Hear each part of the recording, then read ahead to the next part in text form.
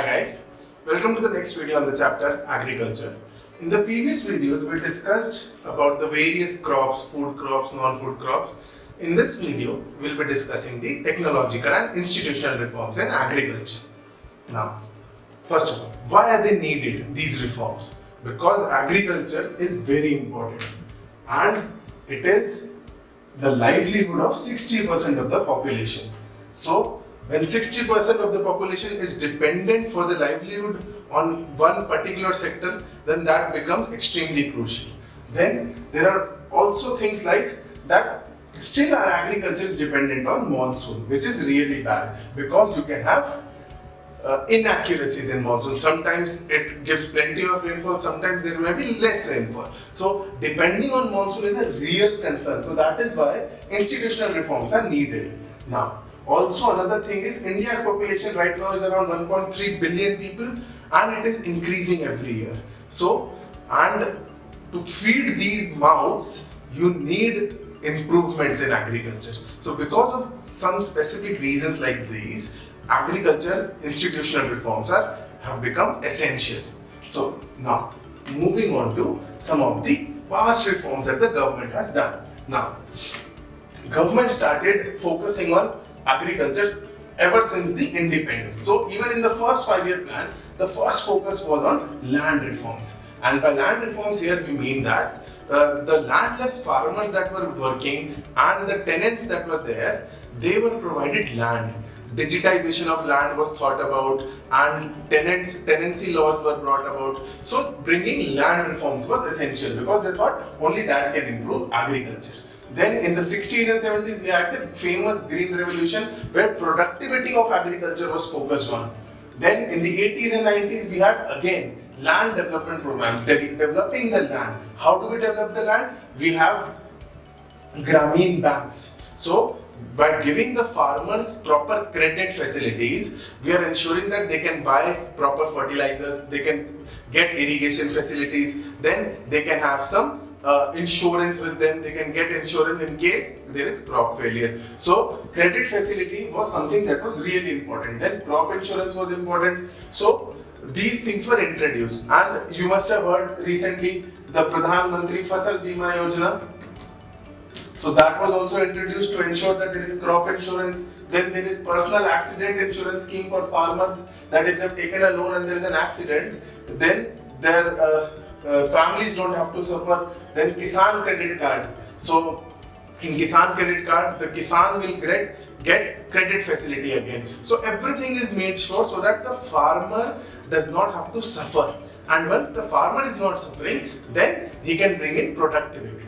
So that was the thought about. Then another was the special weather bulletins, where in all India radio we are telling the farmers that monsoon is expected at this time, there may be this variation, so that the farmer can plan ahead. Now discussing about share of agriculture. Now agriculture in economy is a primary sector, and primary sector having sufficient around 30% range of employment as well as productivity is a good sign. But in India you will see that it is percentage of GDP is close to 15 to 18%. That is a really low number, specifically because your employment is next to 60%. So if you are employing 60% of the population and giving only 18% share to the GDP, that is a bad sign for the economy. Then another thing is that its share is dropping even more. Okay, so there is reduction in growth. Then also after globalization, there is competition from international markets and our farmers are not able to compete with them because the governments in other countries are providing very good subsidies to them. So they have high quality, better subsidies. So because of that and a reduction in import duties, our farming sector is facing competition. Now, also another thing that the government has done is it has promoted private investment and removed public investment. So it is not putting in money in irrigation, but focusing on private investment. But what happens with private investment is that there is reduction because we don't have very rich farmers. So they are not investing a lot. Even though we want farmers to invest, they don't have money to invest. So because of that, there is less mechanization.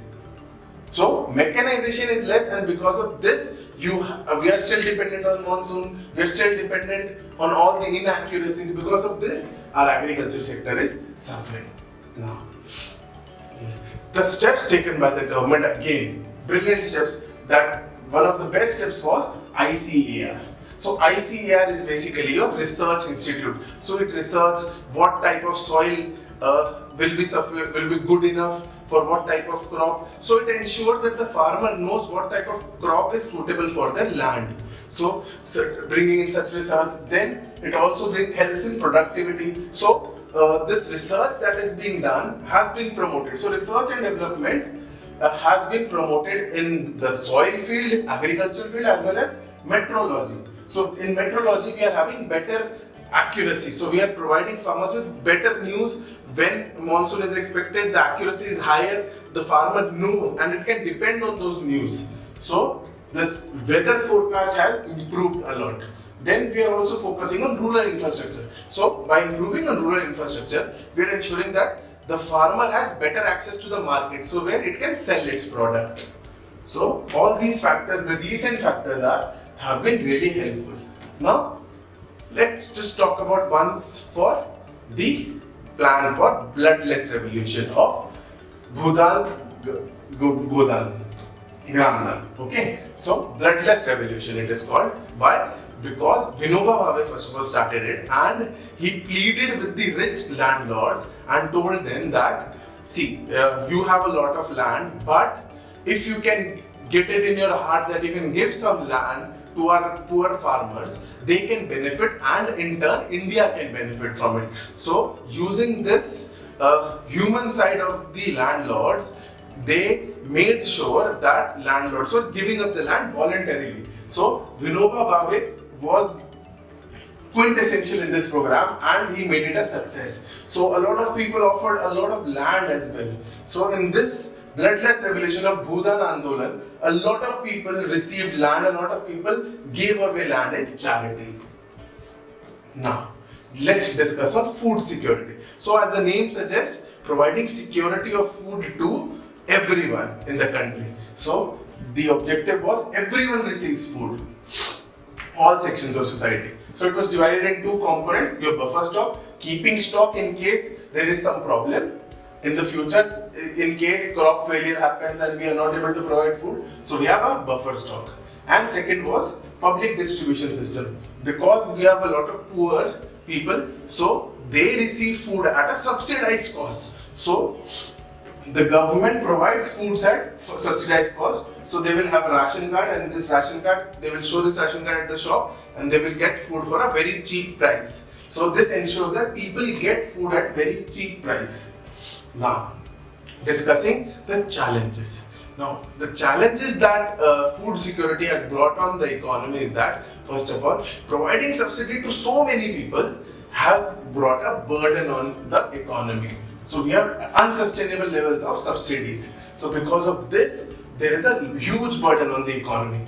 Then what is happening is fertilizers is being used in excess. So we have excess use of fertilizers, and there is a problem that we have improper use of water resources. So where there is scarce water, because people think of water as cheap and free, they are using it extensively, and that has led to groundwater loss, depreciation in the groundwater. So all these have resulted into some problems for the economy as such. We have high MSP. So MSP is basically the price that the government gives for the food grains that the farmers provide. So this is the minimum guaranteed price, and it is very high. Because of this, the government again is taking subsidies. So a lot of payments are being made, and the government is not able to sustain it because 60% of the population is depending on it.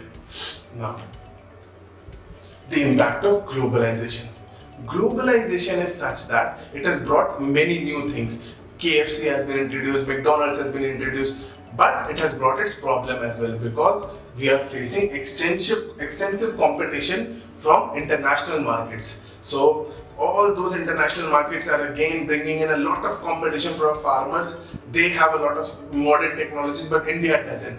So all that has created some problems for our farmers. So You will see that it is difficult to compete with them because they get high level of subsidies. Then green revolution has degraded land because we're using a lot of fertilizers, we're using a lot of chemicals, so our land is getting degraded. And still, we discussed that too many people are dependent on farmland. They don't have other jobs. Because they don't have other jobs, they're depending on farm, and there is limited amount of farm. So per person, per capita, you have very small land available, and because of that, they're not able to invest in it. So these are some of the problems that globalization has also brought. So this ends our chapter on agriculture. Thank you so much.